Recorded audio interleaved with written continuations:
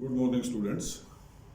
Today we are going to continue with the poem The Lotus Eaters by Alfred Lord Tennyson.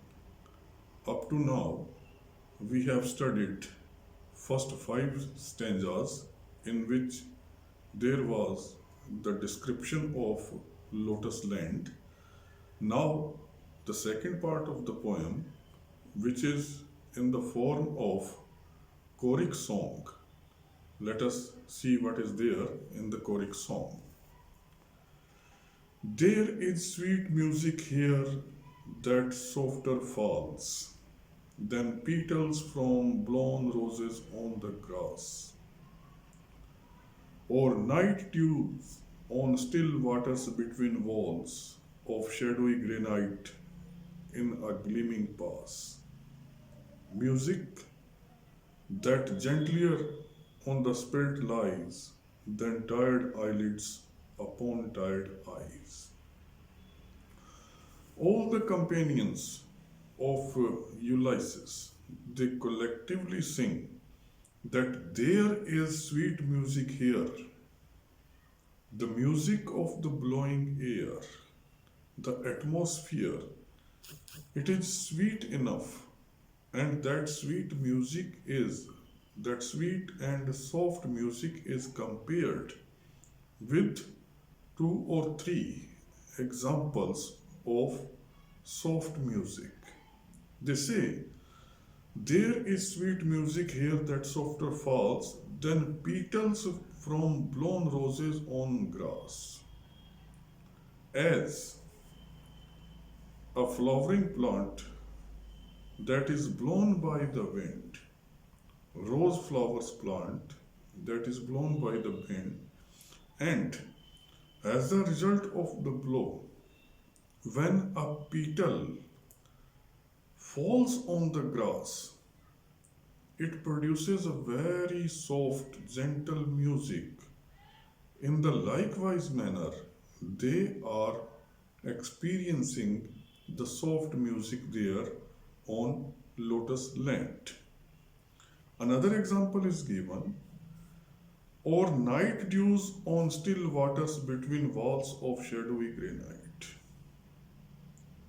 As dewdrops, they fall on the water that is not moving, that is still, in between the mountains, in between the rocks which are that of the granite. Now you can imagine, as a dewdrop, it falls on the still water, which type of music, which type of sound can be there? Very soft, very gentle, very sweet. They say that such type of music they are experiencing here by reclining on the shore, by reclining on the lotus land. Music that gentlier on the spirit lies than tired eyelids upon tired eyes. This music is quite soothing. This music provides comfort to the tired souls, to the tired bodies. Again, which type of relief, which type of comfort this music provides, it is again compared with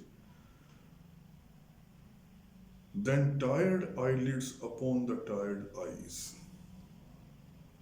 Suppose there is a person fully tired, fully exhausted.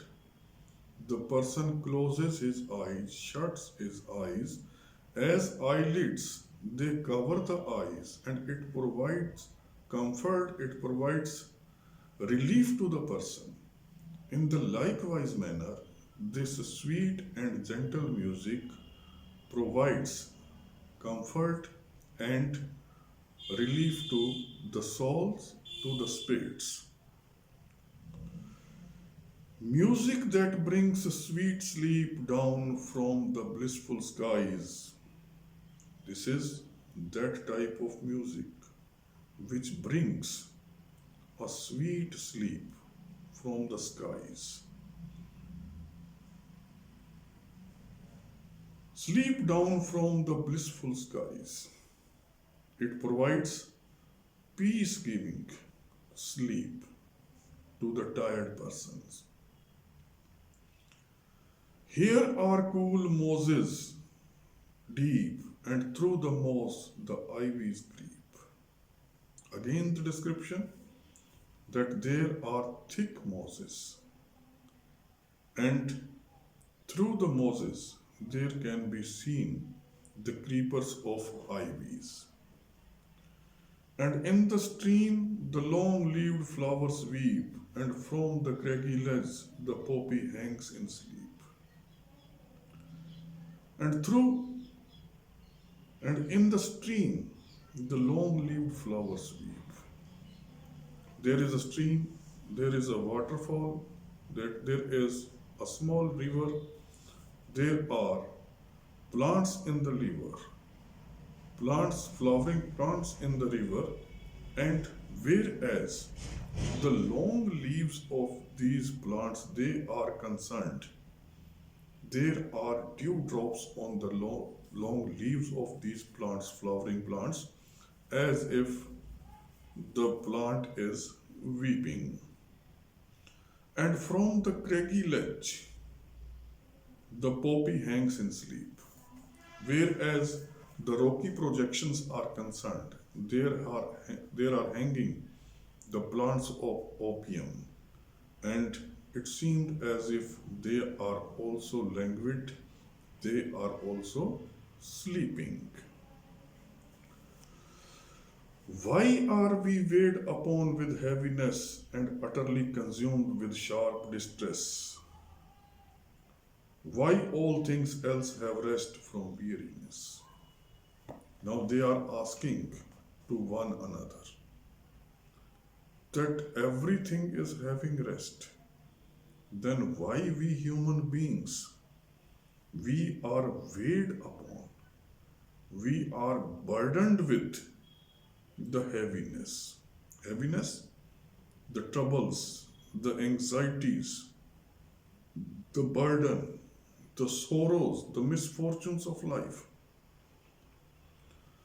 and utterly consumed with the sharp distress. And as a result of this heaviness, we are completely consumed. We are burdened, we are oppressed because of this hard toil, because of this hard work. While all things else have rest from weariness, when all other things, all other objects, all other creatures, they have rest when they are tired, when they are weary, when they are exhausted, they take rest. But whereas we are concerned, the companions of Ulysses, they say that why are we working constantly? Why are we burdened with such type of work, such type of constant toil? All things have rest. Why should we toil alone? We only toil who are the first of things and make perpetual mourn. All things have rest. They are singing, they are saying that all other things, all other creatures, when they are tired, they take rest. Why should we toil alone? Why should we, the human beings, labor alone? We should also take rest. We only toil. We only work hard. Other things, other objects, they take rest. Who are the first of the things? Man, being the important creature of this universe, they say that we are the first things. We are the superior ones. We are important ones. And on the other hand, only we work hard, only we labor, and all other things they take rest and make perpetual mourn. And as a result of that hard work, as a result of that labor, we perpetually suffer. We constantly, continuously suffer. Still from one sorrow to another thought. Always we are thrown, we are tossed from one problem to another problem, from one sorrow to another sorrow. Nor ever fold our wings and cease from wanderings. We are like those birds who cannot fold their wings. When a bird is tired, it folds its wings and takes rest. But whereas we human beings are concerned, nor ever fold our wings. We never take rest and cease from wandering. We cannot stop ourselves from roaming, from wandering, from moving here and there. No steep of brows in slumber holy balm. We have never tried, whereas our eyes are concerned, we have never experienced the soothing balm of sleep. We have never taken proper rest. Nor hearken what the inner spirit sings. We had no time even to listen the inner voice of our soul, the inner voice of our spirit, what it requires, what it says. There is no joy but calm. In this sort of life, there is neither happiness nor peace. There is no joy but calm. Why should we only toil the roof and crown of things? Why should we, the human beings, only work hard? We are the roof and crown of the things.